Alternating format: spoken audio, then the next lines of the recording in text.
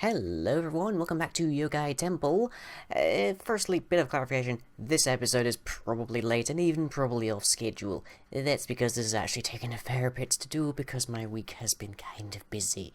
So, yeah, been kind of throwing me for a loop quite a bit. But anyways, first things first, new structures. So, we only have a couple more so far. I've got a couple more yet to go. But we do have this purification font, which now has a functional arcane spa down there. You can just make it out there. We've got some pillar quartz blocks on either side, so it looks nice and uniform. And this is presently mixing with purifying bath salts, which I have got coming out of this barrel over here via an item conduit underneath. So I can stick the bath salts in there and they immediately go into here. It saves a bunch of time, gives it a nice big storage.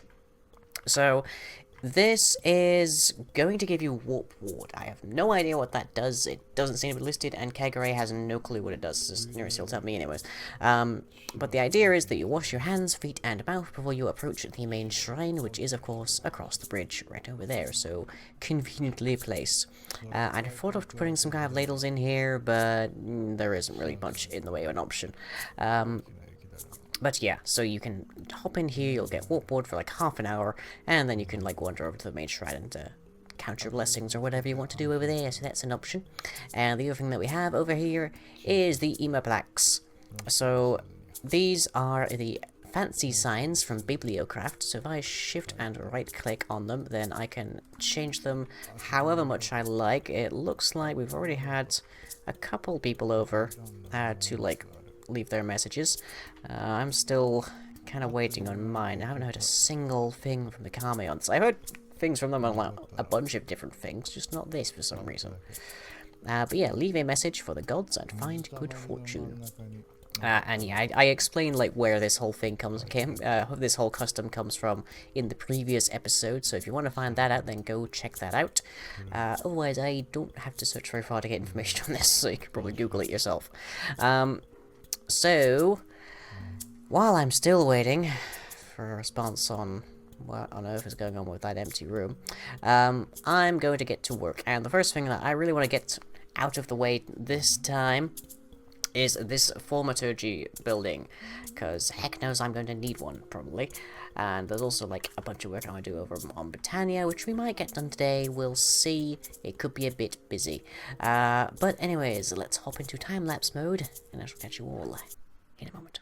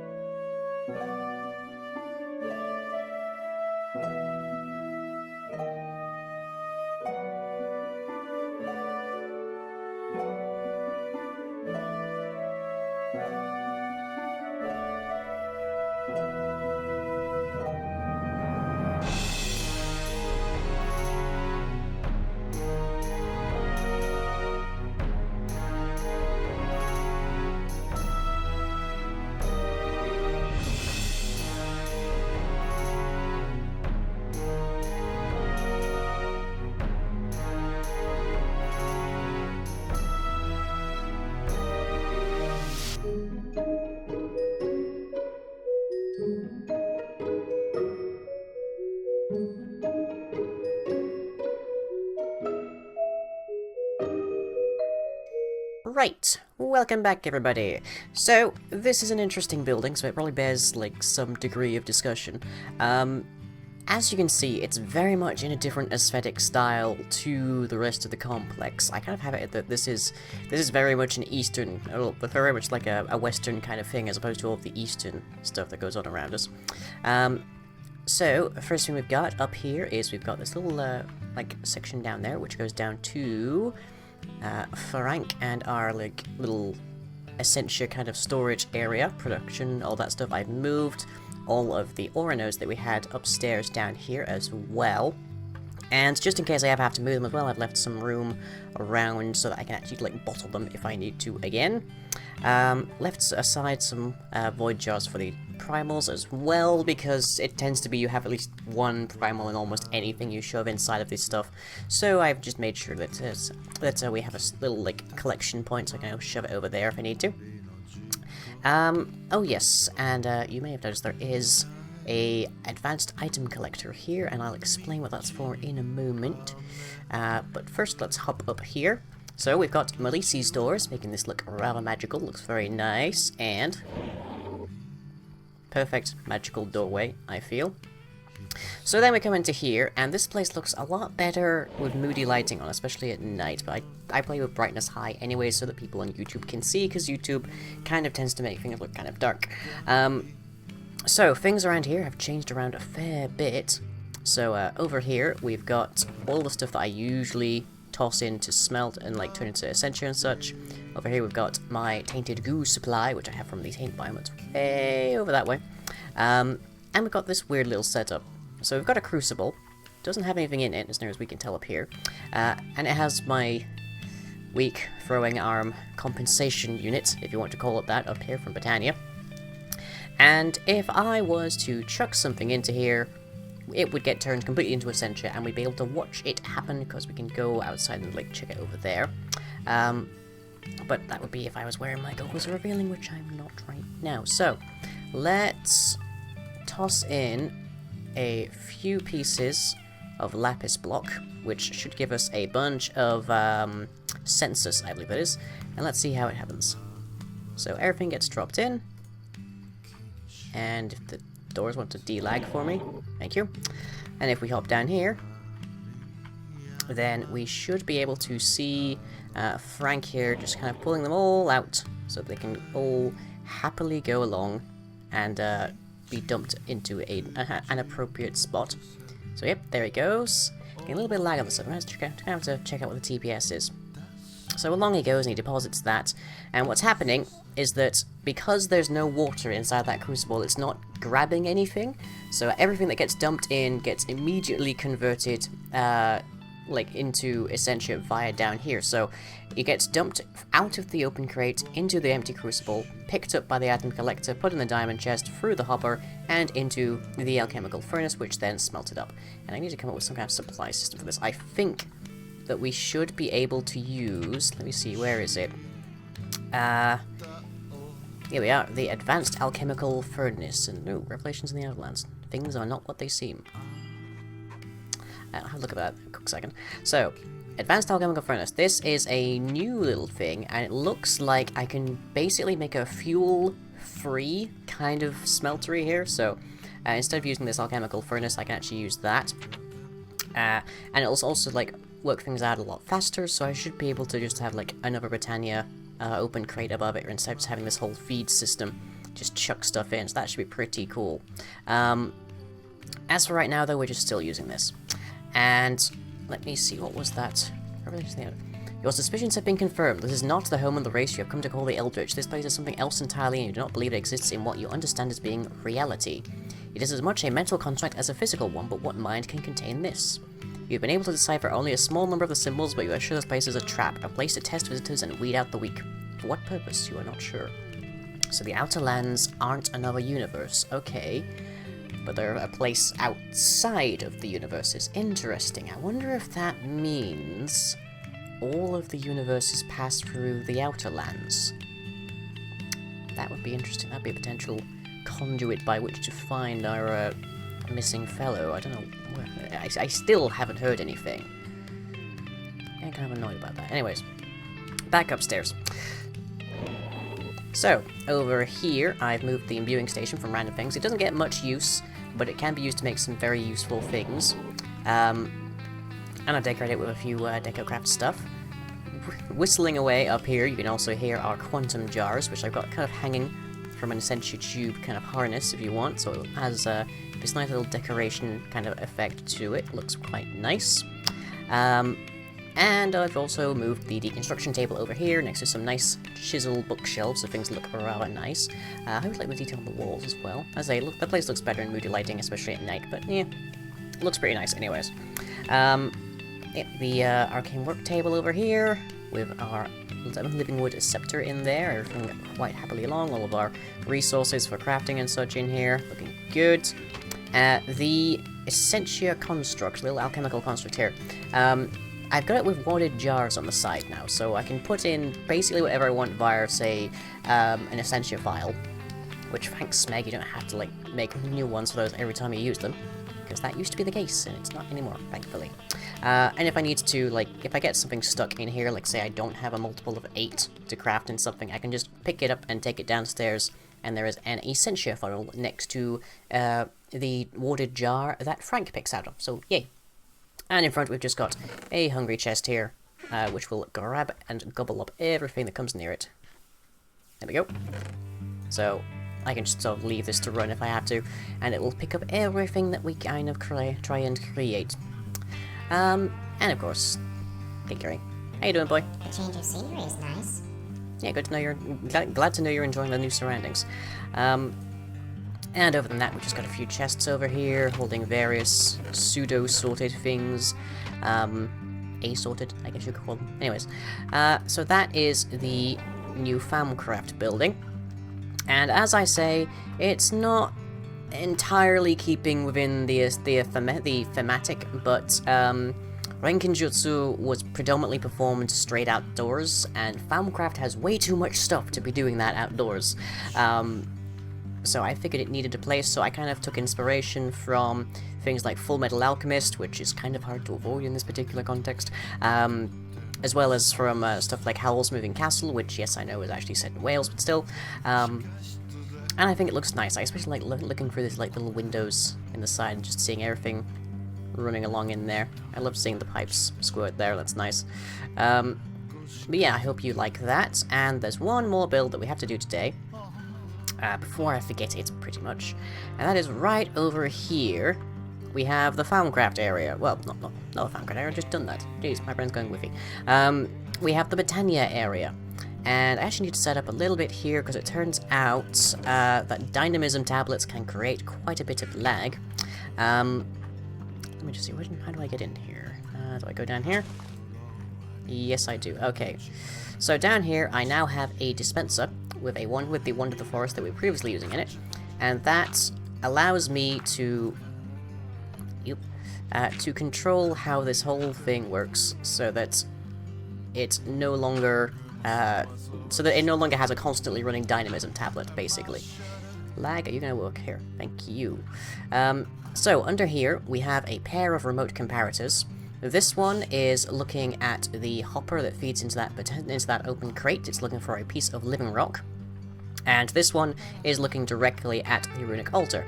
It's checking the degree of progress, and it has a very low, like, completion point. There are only 2.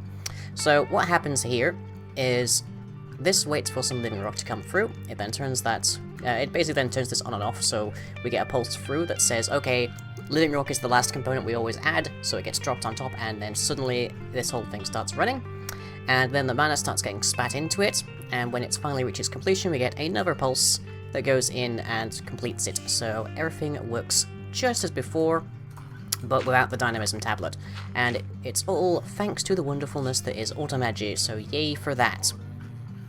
Now, this system is a bit outdated, and it's a little bit on the unreliable side. We've already had to reconfigure it before, and I have an idea for something that will work a lot better, and will look a lot more thematically appropriate, and we might even be able to give Mizuki a bit of time off as a consequence. Maybe we'll find something else to do around here, but let me hop into time-lapse mode, and you know, watch me build this new structure, and I'll explain what it does afterwards, okay? So, catch you in a moment.